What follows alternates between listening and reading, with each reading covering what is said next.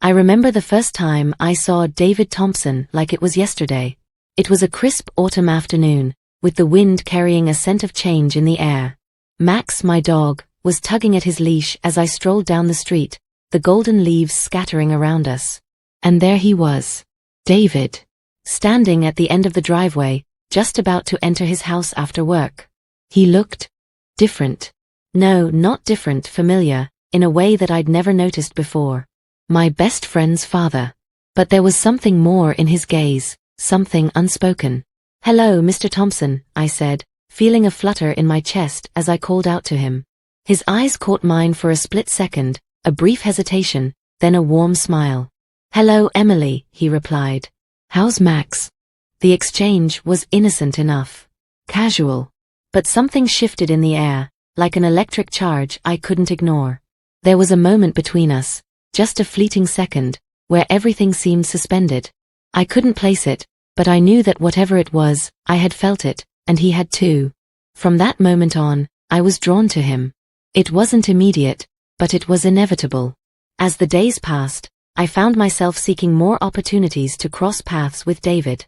I'd walk Max at certain times, hoping to run into him. Sometimes I'd linger at the mailbox, pretending to check for letters just so I could see him. And every time, there was that same spark.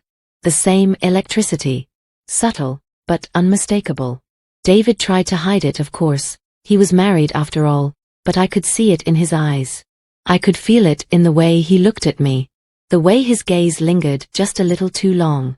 It wasn't overt, but it was there, and I couldn't ignore it. I wasn't naive. I wasn't some starry-eyed girl thinking this would turn into some fairy tale. But there was something about David that made my heart race. He was so composed, so steady, so untouchable. Or so I thought.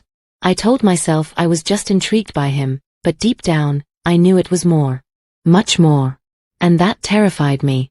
One evening, when the air was cooler and the sky had turned to a dusky purple, I saw him again. The pull between us was too strong now. I had to know. I had to see if he felt what I felt. "Mr. Thompson," I began, trying to keep my voice steady. "Would you like to come in for a cup of tea?" It was casual enough, but the way his eyes locked onto mine, warm yet uncertain, told me everything I needed to know. He hesitated for only a moment before nodding. "Tea sounds nice," he said, his voice low, almost as if he were unsure of what was about to happen. The moment he stepped into the kitchen, I could feel the shift. It was as if the walls between us had suddenly disappeared. The space between us was charged, almost suffocating. We sat down, and I noticed the way his gaze flicked to my legs, lingering just for a moment longer than necessary. The heat between us was palpable. Subtle but intense. I leaned forward, my voice soft but intentional. "I've always admired you, Mr. Thompson. You're so strong." The words felt light on my tongue, but I could see the effect they had on him. His lips parted, a blush rising on his cheeks. He didn't say anything in response, but I saw it in his eyes, the shift. I reached out, brushing my fingers against his. The spark that passed between us felt like it could ignite everything. He didn't pull away. And then, before I knew it, we were kissing. The kiss was hungry, urgent. Our bodies pressed together, and in that moment everything else, the guilt, the consequences, the world outside disappeared. All I could feel was him, all I could think about was how badly I needed this. We didn't stop. I don't know if either of us wanted to. In the heat of that moment, it was all-consuming. His hands were everywhere, his touch burning against my skin. It wasn't slow, it wasn't gentle. It was desperate. And I wanted it. I wanted him. The bathroom door slammed shut behind us as we stumbled in, steam filling the room, clouding everything. It was wild, reckless, as though we were trying to prove something to each other, to ourselves. The rush of passion overwhelmed any hesitation I might have had. When it was over, I was breathless, my heart pounding in my chest. There was a strange feeling of both exhilaration and emptiness. I didn't know if I felt regret or relief. But I knew one thing. I wanted more. I couldn't get enough of him. Days turned into weeks, and the tension between us only grew. Every time I saw him, it was as if the universe was daring us to take it further. but I could see it in his eyes. David was torn. He wanted me, but he was afraid. Afraid of the consequences. Afraid of the life he had with Claire.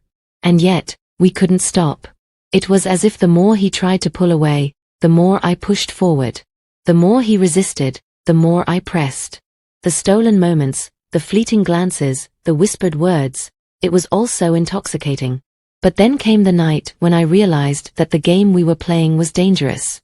I could see the cracks forming in David's facade. He was no longer the man I had first kissed. He was uncertain, haunted by guilt. And I could feel it too.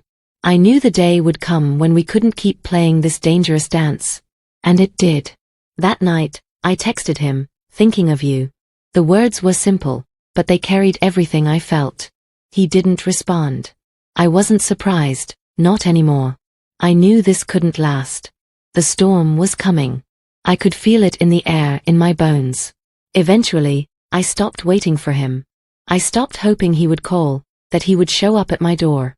I couldn't keep living in that limbo, always uncertain of where I stood with him. The passion, the heat, had been everything in the moment. But it couldn't last forever. As the weeks passed, I moved on. Slowly at first, but with time, the memories of David faded. The intensity of our encounters dulled.